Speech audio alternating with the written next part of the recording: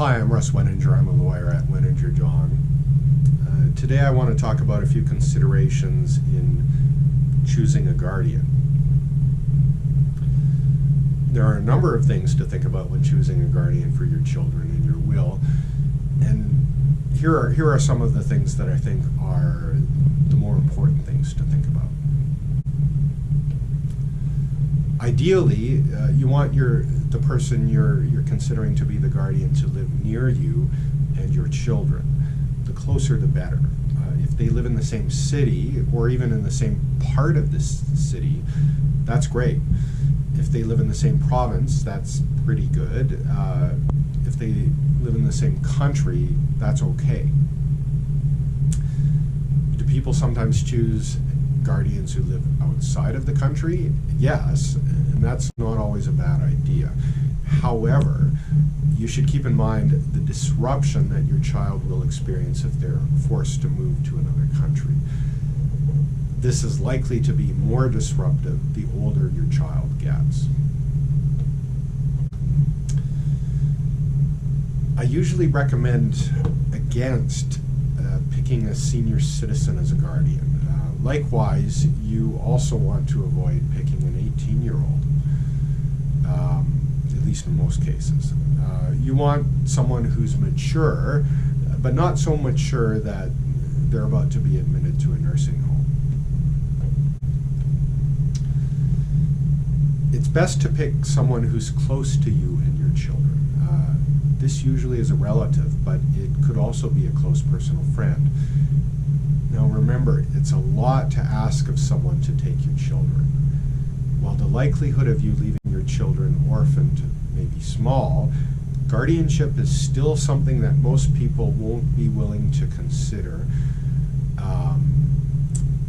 unless they happen to be particularly close to you and your children.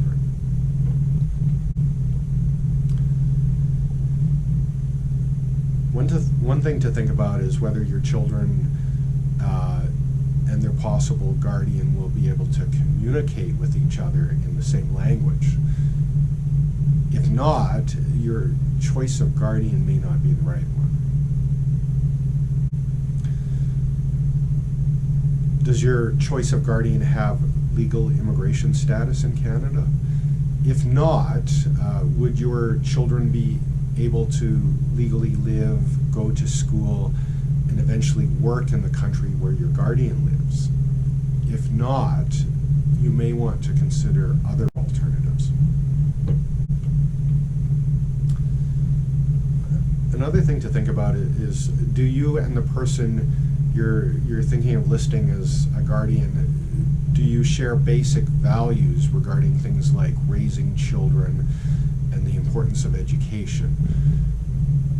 Do you share religious beliefs? If your values are in sync, that's important. If your core values aren't compatible, you may want to keep on looking. It takes a lot of energy to raise children. Your possible pick for guardian may be the most wonderful person in the world, but if they have too many health problems, then they're probably not the best candidate.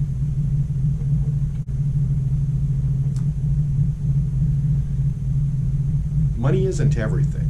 The ability to provide a safe, stable, loving home is probably more important than the ability to provide wealth. However, you don't want your children to grow up in abject poverty.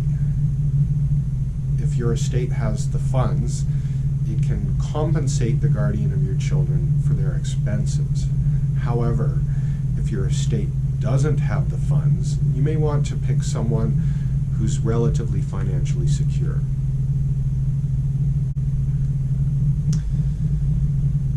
The other parent of your children may have some insights into guardianship candidates. It's usually better if each parent picks the same person to be the guardian.